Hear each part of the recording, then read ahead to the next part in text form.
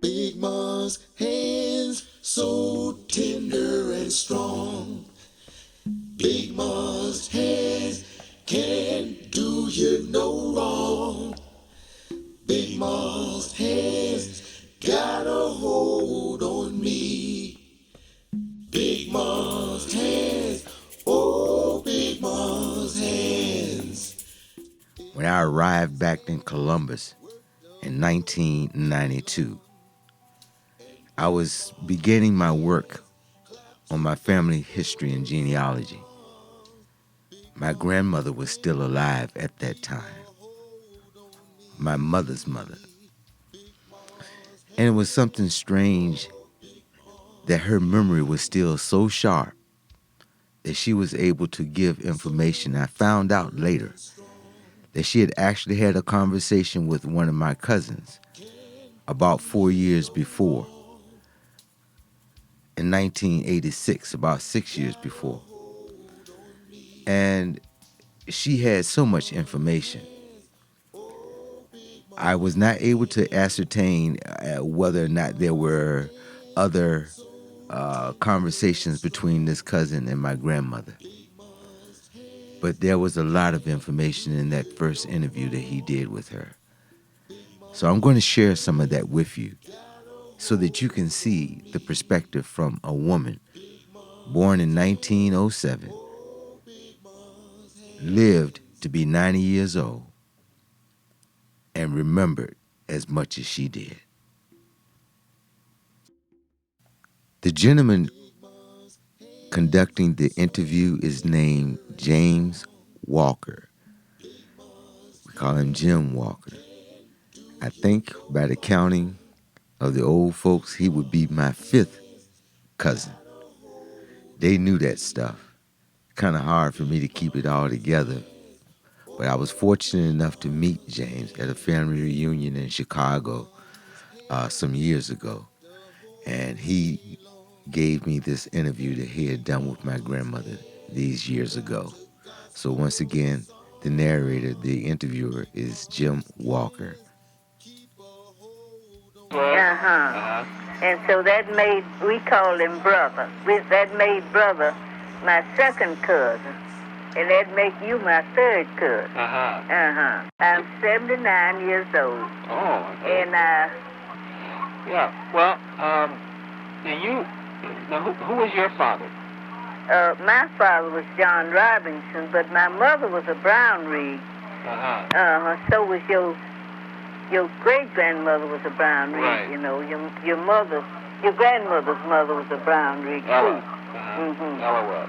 But she married a Gaston, and my mother married a Robinson.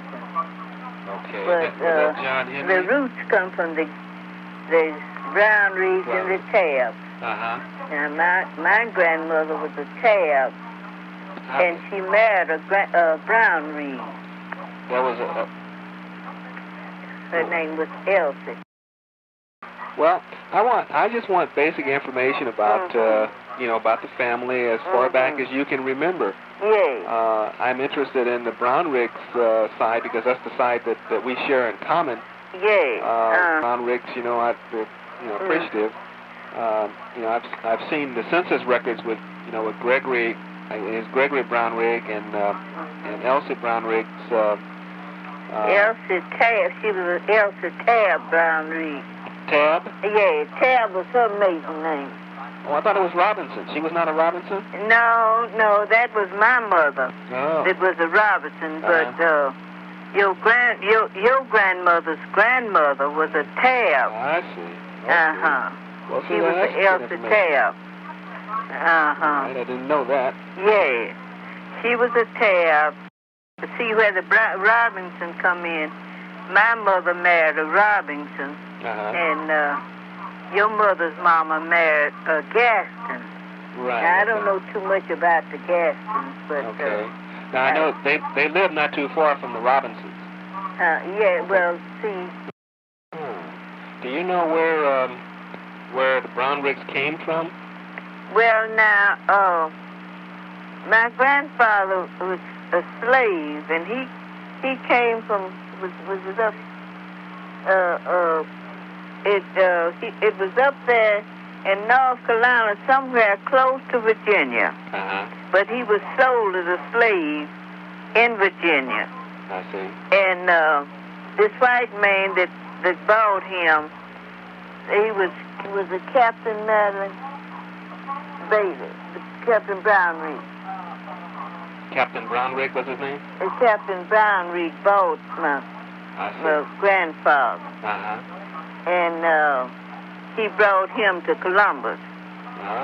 From North Carolina. It's up there in I know he always would talk about my grandfather had a brother named Bob. His name was Robert too. And he would talk about how his brother would tie his clothes up on top of his head and swim over to Eatman Bay every Saturday night to see his girlfriend. So whatever the Eatman Bay is, I think it's close to Virginia. I think it's this man that bought him. He was in Virginia. That's what it was. He was in Virginia, and this man that bought him was from North Carolina. And North Carolina is closer than South Carolina. Right. Okay. Yeah. So once again, I want you to pay attention to the interview with my grandmother, Lula Mae Williams, born July the 4th, 1907. She worked as a nurse during the years that I can remember her before she retired. I was the firstborn grandchild. And she was the mother of Shiloh Missionary Baptist Church and an upstanding member of our community. Everybody knew Big Ma. And everybody respected Big Ma. So here, in her own words, what Big Ma got to say about the deal. And that'll be great, you know? Yeah. Because, there aren't many of you around that yes, can tell those stories. Listen, you said that you had you seen anything about Greg Brownrigg? I've seen a census. I have some census records, which shows Elsie, his wife. I guess his wife was. I don't know, it was Elsie or. Yeah, her name was Elsie. Okay, and then they had a daughter, Nancy. Yeah, they had. That was the oldest child. Right. There was Ella, and Bailey, and Rose, and Anna. Rose was my mother. Right. And I had one named Irene, and one named Fanny. Fanny? She was a baby girl. Now, it was, let's see, Aunt Nancy, and Aunt Ella, and Aunt Irene, and my mama was named Rose. And did they call Irene Rena or something? Yeah, called her Aunt Rena. Okay. Yeah, and then because on the census record I see she was 8 years old and your mother was 10. Yeah, and then we have the oldest boy was named Gregory Brownrigg after his father. Right. But he ran away from home and changed his name to Will Sykes. Oh, Will Sykes. Yeah, they called him Will Sykes. He lived down in the Delta, down in Sunflower County. And that was Uncle Gregory, but he called him Will Sykes. And then Uncle Bailey Brownrigg, his name was Thomas Bailey. And Robert Brownrigg and Pearlie Brownrigg. Those were my mother's brothers. I see. What was it? And then we had an aunt named Lula, too. I was named for her. Okay. That must have been... And Rose was named for my mother. Okay, right. That's what I understood.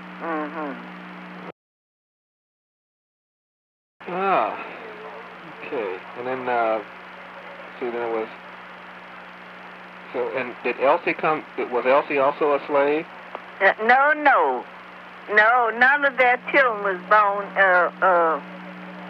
Nancy was the oldest one, and she was just a year and 6 months old when they surrendered. I see. And I heard my grandfather say, if she had been 2 years old, see, they'd sell them when they're 2 years old. So none of his children was, they was born in slavery time, but they never did, you know, she wasn't sold. I see. Now, my grandfather was sold, and my grandmother was sold. Now, I don't know where her family came from, but they, where, you know, her ancestors come from, but all of her people lived over in Waverly, Mississippi. That's not far from here. Waverly's right out from West Point, Mississippi. I see.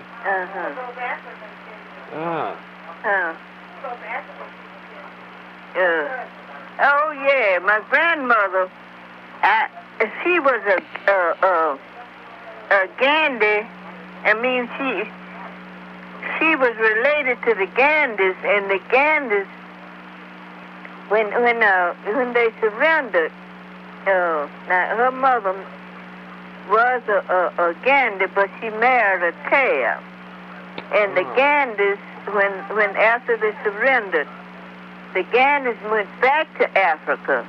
And my grandmother wanted to go back to Africa, but my grandfather wouldn't go. Now she was African descent, but my grandfather was Indian descent. Oh, I see. Yeah. Now she was a full-blooded African. She had that broad nose, and she was dark and everything. Now they was African, and he was from Indian descent.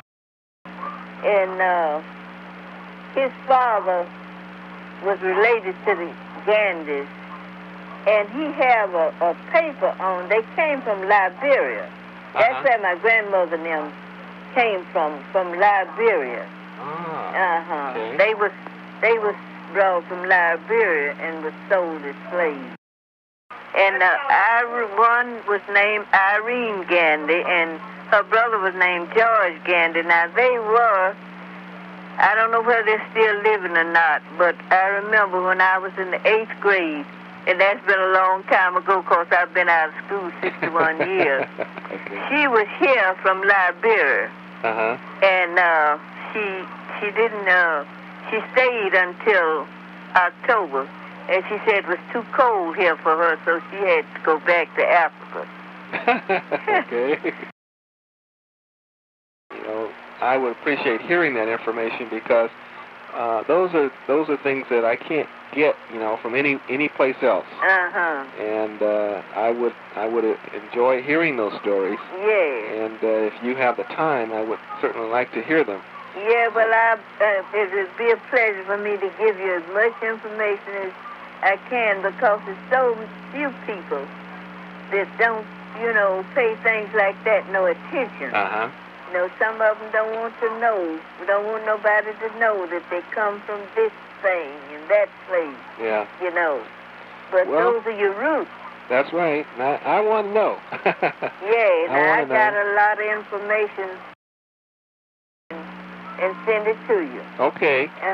Well, I thank you, Ms. Williams. I will call you. I'll probably call you. Just call me Cousin Lula Mae. Okay, Cousin Lula Mae. Because I am your third cousin. Yes, that's right. Because your grandmother and I was first cousins. And brother was my second cousin. And you come third. That's me, number 3. Yeah. Well, okay. Well, Lula Mae, I will call you probably in about a week, okay? Okay. And then I'll talk with you some more at that time. All right. All right. Thank you very much. Give your family my love and send me a picture of them here. Okay, I will. Okay. Thank you. Do that. All right. Bye-bye. Bye-bye. Bye-bye. It is an overwhelming sense of pride and connection that I have been able to find this information out about my family. It is extremely important that we preserve a place where our family can go back and see their place in history. I'm very interested in knowing where my folks are, where they came from, so that they may have some clue, some idea about where they are going.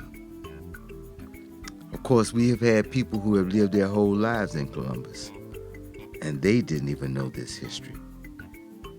They didn't know that our hands, too, helped build America.